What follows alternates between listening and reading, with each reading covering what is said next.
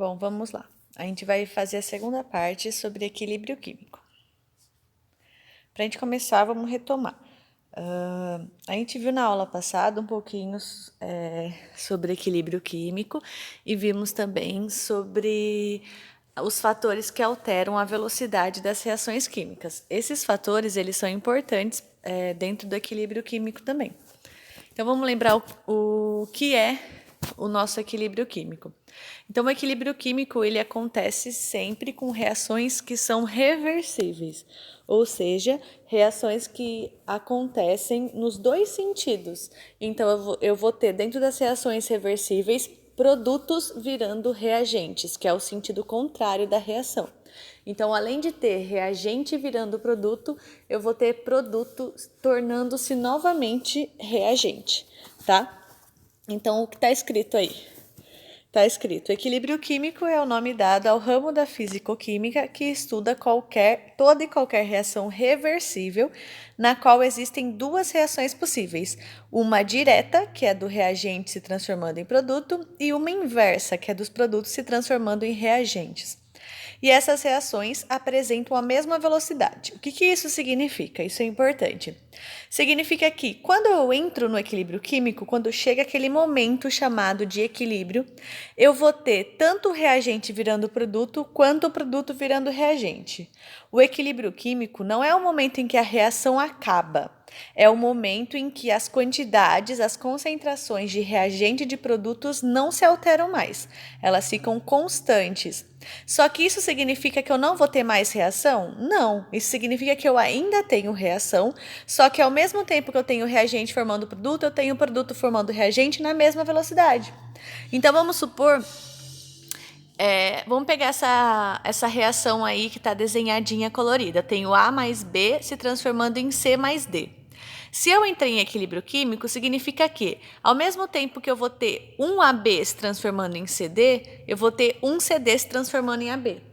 Se eu tiver dois AB se transformando em CD, eu vou ter dois CD se transformando em AB, na mesma velocidade. Assim, sendo na mesma velocidade ao mesmo tempo, isso significa que a minha reação vai continuar com a mesma concentração.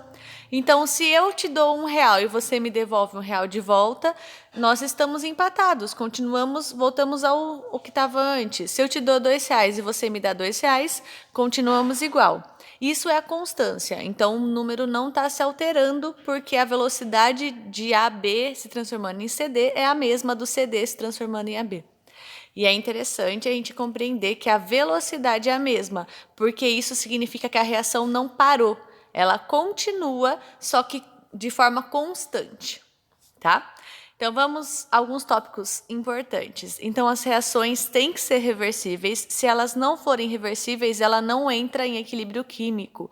Por quê? Porque no equilíbrio químico eu tenho que ter tanto o reagente virando produto, quanto o produto virando reagente.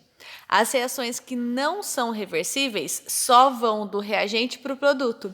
Por exemplo, combustão. A combustão do papel, a combustão de qualquer combustível, como os combustíveis que a gente usa no carro, qualquer coisa que eu vou fazer uma reação de combustão, ela não é reversível, porque não tem como a queima do meu combustível voltar e virar combustível de novo. Então, essas reações elas não entram em equilíbrio químico. Para entrar, tem que ser reversível. Segunda, a velocidade da reação direta é igual à velocidade da reação inversa. Terceiro, graficamente, a gente pode detectar, por exemplo, a partir das curvas que passam a ser constantes em relação ao eixo Y. O eixo Y, normalmente, ele é o eixo da concentração. Então, vai passando o tempo e a concentração continua igual, continua constante. Podem ter participantes gasosos, líquidos, aquosos ou sólidos. Então, não interessa o estado físico dos meus reagentes e dos meus produtos. Pode ser líquido, pode ser gasoso, pode ser sólido ou aquoso. Aquosos são misturados com água, tá? E por último, quando há reagentes gasosos, essa reação tem que acontecer num ambiente fechado. Por quê? Se eu tenho reagente virando produto e produto virando reagente, e essas concentrações vão se alterando até entrar num estado de equilíbrio, eu não posso fazer com que nada saia dali.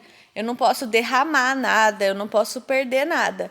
E quando eu tenho um participante gasoso, se eu fizer num ambiente aberto, o gás vai se desprender e eu vou perder esse gás. Então, eu vou alterar o equilíbrio da minha reação, porque vai estar indo coisa embora. Tá?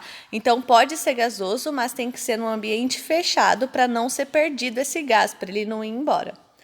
Olhando agora as concentrações ali nos gráficos da esquerda, nós temos 3 gráficos. No primeiro gráfico, nós temos AB se transformando em CD. Como que eu sei quem é o reagente dessa reação? Porque se eu olhar a curva, uma delas começa no 0 e a outra começa lá no 3,5. Então, nós temos 2 curvas, a do AB e a do CD. A do AB começa no 3,5. Quem começa tendo alguma coisa dentro da reação? O reagente. Porque quando a reação começa, eu ainda não formei produto. Então, eu não tenho produto. Então, o AB é o nosso reagente. E o CD começa lá no 0. Então, eu sei que esse CD é o nosso produto. Então, eu vou ter a concentração do AB diminuindo, porque ela está se transformando em produto, e eu vou ter a reação, a linha do CD, que é o produto, aumentando, porque eu vou formar mais produto durante o tempo. Aí passa um tempinho, lá perto do tempo 10, ele vira constante, ou seja, os valores de concentração do produto e do reagente não se alteram mais. Então, essa reação entrou em equilíbrio químico. Percebam que ali a quantidade de produto diminuiu, chegando a ter menos do que... a quantidade de reagente diminuiu, chegando a ter menos do que tem produto. E a do produto passa do reagente. Isso pode acontecer, obviamente, tá? É tranquilo. Na reação de formação lá da amônia, da síntese da amônia, a gente viu que a quantidade de amônia formada em porcentagem era maior do que a quantidade de reagente que estava sobrando. Então, eu posso ter mais produto do que reagente, tá? Assim como eu posso ter menos produtos. Não interessa quanto eu tenho, interessa que entre em equilíbrio químico e permaneça constante o valor. Agora, as concentrações do segundo gráfico, da parte de baixo. O reagente é o vermelho e o produto é o azul. Então, o azul, que é o produto, começa lá no 0 e aumenta. E o reagente começa lá em cima e vai diminuindo. Nesse gráfico, a quantidade de reagente não ficou menor que a quantidade de produto. O produto continua sendo menos do que reagente. Então, eu não estou formando tanto produto, estou formando mais reagente no equilíbrio. Aí, lá num determinado tempo, as duas linhas permanecem constantes, mas não chegam a se encontrar, o que significa que o reagente tem mais do que o produto ainda, mas ainda assim entrou em equilíbrio químico. Agora, o último gráfico, o que aconteceu? O reagente, que é o vermelho, ele estava lá em cima e foi para 0. Ele chegou a encostar na linha, o que significa que a concentração dele foi 0. E o produto, que estava em 0, foi lá para cima, na mesma linha do reagente. O que significa isso? Que todo o meu reagente se transformou em produto. Então, eu tenho 0 de reagente e a quantidade total de produtos que eu deveria formar. Então, esse último gráfico não representa uma reação que entrou em equilíbrio químico, pois nessa reação não coexiste reagente e produto. Eu tenho só produto no final. Então, essa reação parou. Ela não entrou em equilíbrio, ela só parou. Todo o reagente foi transformado em produto. Então, ela não é uma reação que entra em equilíbrio. Tá? Isso é a representação em gráfico, e a representação gráfica é muito importante. Os fatores que alteram. Bom, o equilíbrio químico, ele é um estado, é um momento em que a reação permanece constante em relação às concentrações de reagente e de produto, sendo que eu tenho tanto reagente quanto produto no equilíbrio. Só que esse equilíbrio ele é atingido dependendo de várias coisas. Então, se eu altero uma dessas coisas, eu altero o momento que o equilíbrio químico vai acontecer. Então, por exemplo, nós temos o princípio de Le Chatelier, que é os fatores que alteram esse equilíbrio. Então, se eu mexo na concentração, na pressão e na temperatura da minha reação, eu vou fazer com que o equilíbrio seja modificado. A gente fala que ele desloca. O que significa isso? Significa que se eu mexer nos valores de um desses 3, eu vou acabar formando ou mais produtos ou mais reagentes. Então, vamos voltar no gráfico. O primeiro gráfico lá, quem que eu tinha mais no equilíbrio? Eu tinha mais produto, tá vendo que o CD, que é o produto, é o que tá lá em cima? Então, eu tinha mais produto do que reagente. Isso é num certo valor de concentração, de temperatura e de pressão. Se eu aumentar um desses, pode ser que eu forme mais reagente do que produto no final, tá? Então, esses valores que aparecem no meu gráfico, eles dependem dos valores de concentração, pressão e temperatura. Lembra que o processo Haber-Bosch, lá da síntese da amônia, nós tínhamos uma tabela, de pressão por temperatura. E essa tabela mostrava quanto que eu tinha de amônia sendo formada. Então, o que é aquela tabela? É os valores de pressão e temperatura que o Haber-Bosch testou e quanto formava. Então, ele fez um deslocamento do equilíbrio. Então, mexendo na pressão e na temperatura, eles fizeram ora formar um pouquinho mais de reagente, ora formar um pouquinho mais de produto, tá? Isso a gente não precisa decorar, mas a gente precisa entender. Então, o que acontece com a concentração? Se a concentração de um participante for diminuída, o equilíbrio se desloca para o lado dele. Ou seja, se eu aumentar a concentração de reagente, eu vou formar mais reagente. Se eu aumentar a concentração de produto, eu vou formar mais produto. Desculpa. É o contrário, vou falar de novo. Se eu aumentar a concentração de reagente, eu vou formar mais produto. Se eu aumentar a concentração de produto, eu vou formar mais reagente. Quando eu aumento, ele desloca para o lado contrário. Quando eu diminuo, ele desloca para o lado dele. Então, se eu diminuir a quantidade de reagente, eu formo mais reagente. Se eu diminuir a quantidade de produto, eu formo mais produto, tá? Pressão. Se a pressão aumenta, o equilíbrio se desloca no sentido que apresenta menor volume. Então, aqui ele não depende de reagente e produto, depende qual é o que tem maior ou menor volume. E ao contrário, se eu diminuo a pressão, o equilíbrio se desloca para quem apresenta maior volume. E por último, a temperatura. Se a temperatura aumenta, o equilíbrio se desloca no sentido endotérmico. Então, aqui eu vou precisar saber qual é a temperatura da minha reação, os valores de energia da reação, se é endotérmico ou se é exotérmico. Endotérmico é quando a nossa reação vai absorver energia, ou seja, ela precisa de energia para começar. Então, eu preciso de mais energia no reagente, que é quem começa. O exotérmico é quando o valor de energia é maior no produto, porque a energia é liberada. Então, esse tipo de informação normalmente é dada dentro da reação. Quem é que está com maior energia, se é o produto ou se é o reagente. Então, se eu aumentar a temperatura, desloca no sentido do endotérmico. Então, lá do lado que tiver menos, que precisar de energia para começar. E se a temperatura diminui, desloca no sentido exotérmico. Então, quem libera energia na reação. Isso a gente não precisa decorar, a gente só precisa entender que o princípio de Le Chatelier nos diz que concentração, pressão e temperatura alteram o equilíbrio químico. Ele vai deslocar para um lado ou para o outro, ou seja, ele vai formar mais de um ou mais de outro. Isso é importante para as indústrias, porque se eu quero fazer uma reação e eu quero ter mais de um determinado reagente ou mais de um determinado produto, eu vou mexer até que eu chegue na concentração que eu quero, na quantidade que eu quero, que seja economicamente viável. E é a partir do princípio de Le Chatelier que a gente sabe o que a gente mexe, onde a gente mexe para ter o que a gente quer. Só que aí tem um porém do lado esquerdo que eu desenhei. Esses três, concentração, pressão e temperatura, são um dos fatores que alteram, além do equilíbrio, alteram a velocidade. Lembra da aula de velocidade? Quando eu mexo na concentração, na pressão e na temperatura, eu vou fazer com que a reação aconteça ou mais rápido ou mais devagar. Então, além de alterar o equilíbrio químico, alterar quem eu estou formando, eu vou alterar a velocidade com que é formado. Então, lembra lá na síntese da amônia de novo? Se eu mexer em um desses três, quando ele mexia na pressão e na temperatura, ele fazia com que a reação acelerasse ou diminuísse a velocidade. Ou diminuísse, tá certo.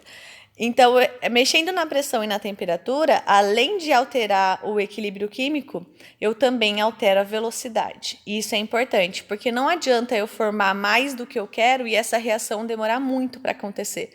Então, eu tenho que equilibrar para que eu forme a quantidade que dê para formar daquilo que eu quero, a quantidade máxima, no menor tempo possível. Aí vai ser economicamente viável, igual a gente viu na aula da amônia. Quem não viu a aula da amônia, quem esqueceu, volta no vídeo anterior, da aula anterior, que está no mesmo canal que está esse vídeo aqui, e olha o vídeo anterior, porque a gente viu o começo do equilíbrio químico com a amônia, e a amônia é sempre o exemplo mais cobrado, tá? Agora a gente vai fazer uma pequena revisão para a gente conseguir continuar vendo o nosso equilíbrio químico. Aqui eu coloquei duas coisas, uma tabela e um exercício que vão tratar da mesma coisa. Então, olhem o nosso exercício, eu tenho a nossa tabela, eu tenho uma reação. Essa reação está escrito assim, C2H6O mais 3O2 formando 2CO2 mais 3 água. Essa reação é a reação de combustão do álcool etílico, do nosso álcool comum. Então, eu vou pegar álcool etílico mais ar, gás oxigênio, porque eu não consigo fazer reação de combustão, pegar fogo, sem ter oxigênio. E eu vou formar, além do fogo, né, além do calor, o gás carbônico, que é o CO2, e a água. O CO2 e a água sempre são produtos de reações de combustão. Sempre. O que vai alterar é o que vai formar além disso e as quantidades. E é as quantidades que nos interessam aqui. Olhem no C2H6O. C2H6O é a molécula de álcool etílico. Quanto dela tem nessa reação? Tá vendo que do lado esquerdo tem o número 1? Isso é a quantidade dela. Agora, do O2, do gás oxigênio. Quanto de gás oxigênio nós temos nessa reação? 3. Essa é a quantidade de gás oxigênio. Olhando os produtos, o CO2 eu tenho 2 e o H2O eu tenho 3. Então, o número da esquerda vai me dizer quanto de molécula, quanto de mols eu vou ter de cada participante da minha reação. Então, eu posso ler esse número ou como molécula ou como mol, ou eu ainda posso transformar em massa, tá? É só descobrir qual é a massa de cada um e multiplicar pela quantidade que tem dele. Então, vamos olhar a proporção em mol. Então, em mol eu tenho 1 mol de C2H6O, 3 mols de O2, 2 mols de CO2 e 3 mols de H2O. É só olhar o número da esquerda e colocar em mol. Em massa. Em massa, eu sei que o álcool etílico tem 46 gramas, 1 mol de álcool etílico. Então, se só tem 1 mol, é 46 gramas. O O2, eu sei que tem 32 gramas cada oxigênio, cada gás oxigênio. Então, se eu tenho 3 gás oxigênio, vou fazer 3 vezes 32. Mesma coisa para o CO2, cada um vale 44, faço vezes 2. E H2O, cada um vale 18, eu faço vezes 3. Nós fizemos exercício disso no início do ano e a gente calculou algumas massas moleculares, massas molares. Essas massas a gente acha na tabela periódica. Então, eu quero saber a massa da água. Eu pego o valor do H, o valor do O. Então, o H vale 1 lá na tabela periódica. Só que eu tenho 2 Hs na água. 1 vezes 2, 2. O O vale 16. Eu só tenho 1 do O. Então, 16 mais 2 do H, 18. Então, cada molécula d'água, a massa é 18. Só que nessa reação eu tenho 3 moléculas d'água, então eu tenho que fazer vezes 3. Isso é só para a gente entender o que significa o número da esquerda, tá? Aí eu posso transformar em moléculas. As moléculas dependem do número de mols. Então, cada mol vale 600 sextilhões de moléculas. Sim, é um número muito grande, por isso que a gente chama ele de mol. Se eu tenho 3 mols, eu tenho 3 vezes 600 sextilhões. Se eu tenho 2 mols, eu tenho 2 vezes 600 sextilhões, tá? Os 600 sextilhões nessa tabelinha está representado por 6 vezes 10 elevado a 23. A gente lê como 600 sextilhões. Então, o que a gente tem que entender aqui dessa tabelinha, que é a revisão? O que significa o número da esquerda? Ele é muito importante para reações, porque a gente vai falar sobre previsão, o quanto eu acho que vai formar. Como assim? Ali na minha reação, eu não tenho 1 de etanol mais 3 de gás oxigênio? Se eu pegar 1 mol de etanol e 3 mols de gás oxigênio, quanto que é para ser formado de CO2? 2 mols. E de água? 3 mols. Tá vendo que a partir da reação eu consigo saber quanto eu vou formar? Então, por exemplo, eu peguei 3 ovos, uma xícara de farinha, 2 de açúcar. Eu consigo saber exatamente quanto vai fazer de bolo, qual vai ser a massa final do meu bolo. Isso eu também consigo na minha reação. Eu pego quanto eu peguei de reagente e sei quanto vai formar de cada um dos produtos. E isso é possível a partir do número da esquerda. Esse número da esquerda está escrito embaixo, se chama coeficiente estequiométrico. Ele vai me dizer o número de moléculas e o número de mols de cada participante da reação. Ali do lado tem um exemplo de exercício para a gente aplicar esse número. Então, o exercício diz assim: qual a quantidade de matéria de álcool etílico C2H6O que deve reagir para fornecer 12 mols de gás carbônico? Equação dela é a mesma equação da tabela. A única diferença é que o número 1 do C2H6O não aparece, porque na verdade ele não precisa aparecer. Quando não tem número nenhum na esquerda, a gente já subentende que é 1. Pergunta: observe. A pergunta é: qual é a quantidade de matéria de álcool etílico que eu preciso para fazer 12 mols de gás carbônico? Quantidade de matéria é mol. Então, ele está perguntando quantos mols de álcool eu vou ter que pegar para formar 12 de gás carbônico. Vamos olhar a reação balanceada? Se eu pegar o valor que tem de C2H6O ali, que é 1 mol, quanto que está formando de gás carbônico? Está formando 2. Então, cada mol de álcool etílico forma 2 mols de gás carbônico.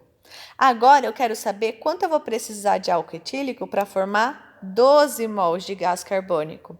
Então, eu sei que 1 mol vai formar 2 mols de gás carbônico e X mols vão formar 12. Tá vendo que é o dobro? Eu peguei 1, virou 2. Então, 12 vai ser metade, que é 6. Então, é uma regra de 3 simples, ou dá para fazer sem a regra de 3. Então, se 1 mol de álcool forma 2 de CO2, quanto que eu vou precisar pegar de álcool para formar 12 de CO2?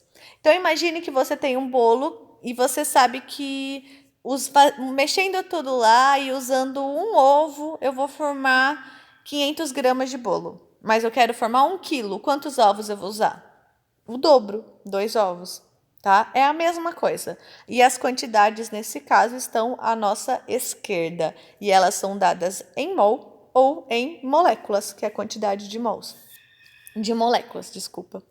Então, vamos ler o resultado ali. Observe que 1 mol de álcool produz 2 mols de gás carbônico. Assim, pode-se fazer uma regra de 3 simples para resolver o problema.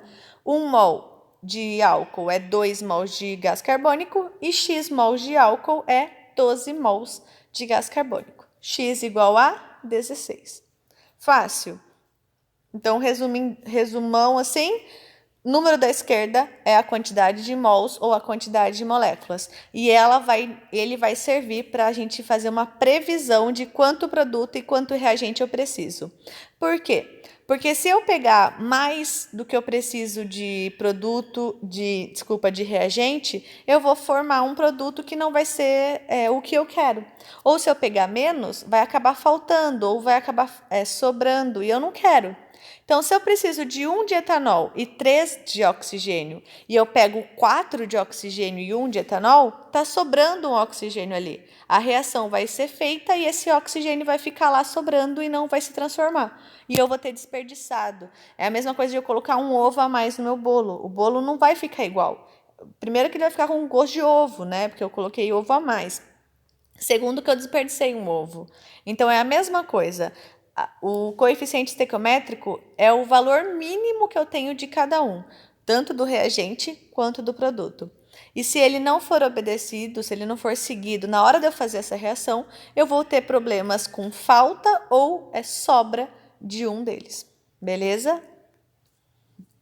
Então, olhando ali, ó, só para a gente ver eles com desenhos. Eu tenho uma reação de formação da água, de síntese da água.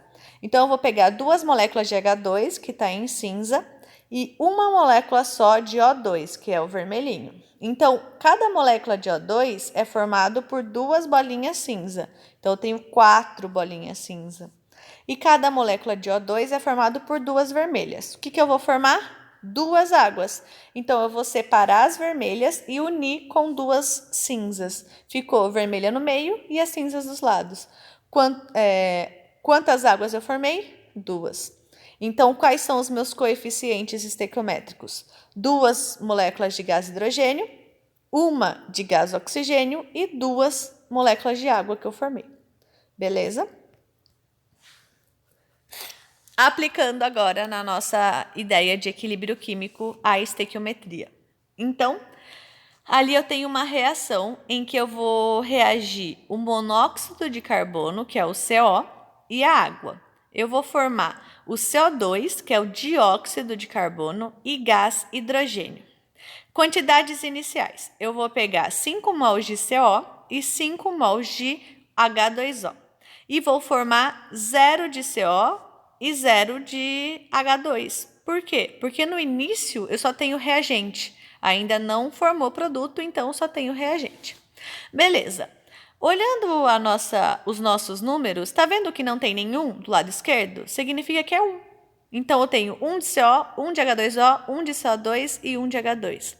Isso significa que as quantidades vão ser todas iguais, porque eu estou pegando sempre 1. Então, se eu peguei 5 mols, vai ser 5 mols de H2O, 5 mols de CO2 e 5 mols de H2.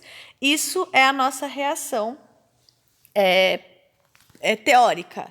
É o que o número está me dizendo. Se eu peguei 5 mols de um mais 5 mols de outro, quanto que eu vou formar? No total, lá do outro lado, 10 mols. Porque se eu peguei 10 mols no começo, vai ser 10 mols no final. Como o coeficiente é 1 para todos, todos vão ser o mesmo número. Mas, no equilíbrio químico, isso não acontece na prática. Então, o problema do equilíbrio químico é que o coeficiente estequiométrico, ele é teórico, mas não é prático. Então, o que eu formo teoricamente, eu não vou formar na prática. Então, quanto de reagente eu vou gastar? Ali, eu coloquei 5 mols de reagente e só foi usado 3,325 mols. Como o coeficiente é o mesmo, isso vale para o H2O. Eu coloquei 5 e só gasto 3,325. O que significa isso? Que está sobrando mols de CO e está sobrando alguns mols de H2O. É como se eu tivesse desperdiçado essa quantidade.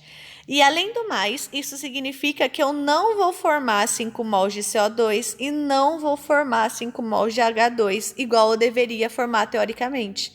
Então, eu vou formar só 3,325 de cada um. Se eu gastei 3,325, eu vou formar 3,325. Por que o número é igual? Porque o coeficiente de todos é igual, é 1. Então, quanto que eu vou ter no equilíbrio químico? Hora que a reação acabou, acabou não, esse termo está errado. A hora que a reação entrou no equilíbrio químico, eu vou ter sobrando 1,675 mols de CO, 1,675 mols de água, isso que está sobrando de cada um dos reagentes. E de produto, quanto que eu vou ter formado? 3,325 mols de cada um, tá? Então, o nosso coeficiente nos diz a quantidade teórica, que no caso seria 5 mols de um reagente mais 5 mols do outro. E, teoricamente, eu deveria formar quanto dos produtos? 5 mols de cada. Agora, o equilíbrio químico me diz que não vai formar isso. Então, eu não gasto 5 mols dos reagentes e também não formo 5 mols de produto, tá? Vamos para o próximo exemplo. Ali é o da nossa amônia. Eu peguei, no início, 2 mols de amônia. Tá vendo que o coeficiente é 2? Se eu peguei 2 mols de amônia e o coeficiente é 2, então ele vai seguir os coeficientes. Quanto que eu vou ter no início de nitrogênio e hidrogênio? 0, porque o nitrogênio e o hidrogênio é o meu produto. Eu coloquei amônia, que é o reagente, mas eu acabei de colocar, então não tem produto ainda. Quantidades gastas, e formadas. Quanto que eu coloquei de amônia? 2. Quanto que eu usei de amônia? 0,4. Então, não foi toda a minha amônia que foi usada. Isso significa o quê? Que não vai ser a quantidade de reagente, de produtos que eu achava que ia ser formado, que se formou. Então, eu vou formar só 0,2 de nitrogênio e só 0,6 de hidrogênio. Quanto que vai estar no equilíbrio químico? Então, minha reação entrou em equilíbrio. Eu vou ter 1,6 mols de amônia, 0,2 mols de nitrogênio e 0,6 mols de hidrogênio, tá? Numa reação que não entra em equilíbrio químico, que a setinha não está para os dois lados, vamos supor que a reação esteja do nitrogênio sendo reagente e do N2 e o H2 sendo produto. Numa reação que não é reversível, o que ia acontecer? A amônia no final ia ter 0 e o nitrogênio e o hidrogênio ia ter a quantidade máxima possível. Mas, como essa reação é reversível, ela vai acontecer nos dois sentidos e vai entrar em equilíbrio químico.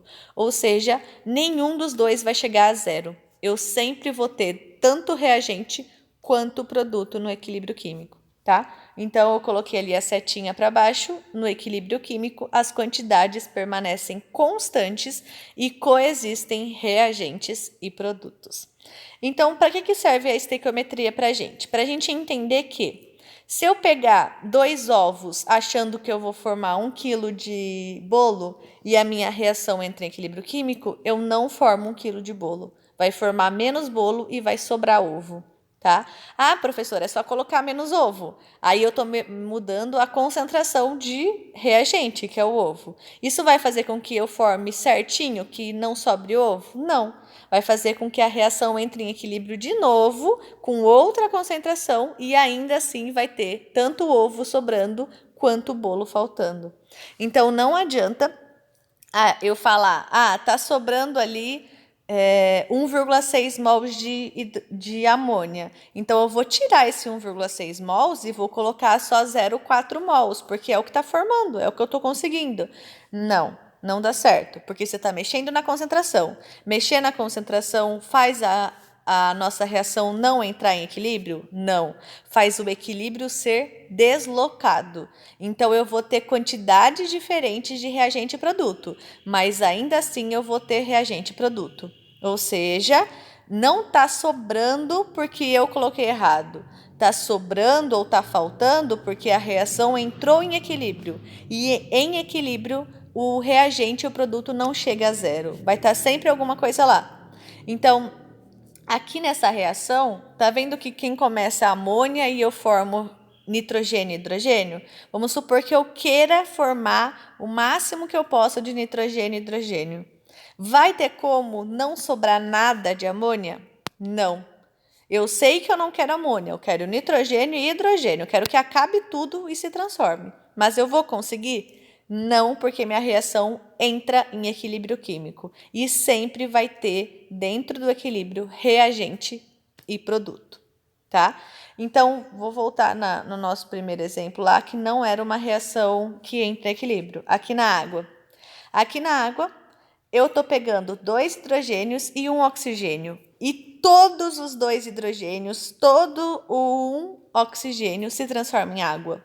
No final da minha reação, eu não tenho hidrogênio e oxigênio, eu só tenho água. Porque essa reação, ela não entra em equilíbrio químico. Então, a estequiometria, os números, são perfeitos e são, na prática, perfeitos.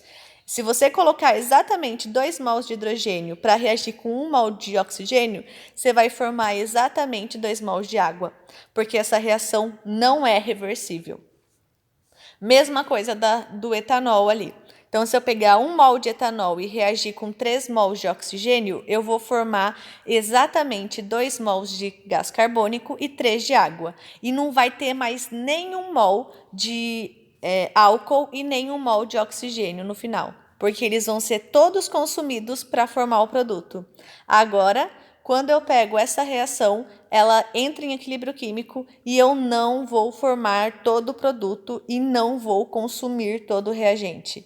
Vai ter produto e vai ter reagente também, tá? Então, vamos pegar um outro exemplo que não seja bolo. Vamos pegar o exemplo da do leite com Toddy. Eu vou lá e misturo o leite com o Toddy. O que eu quero? Eu quero que todo o meu Toddy se dissolva no leite e vire um leite homogêneo, todo igual. Com o Toddy, lógico. O que acontece se eu entro em equilíbrio químico nessa reação?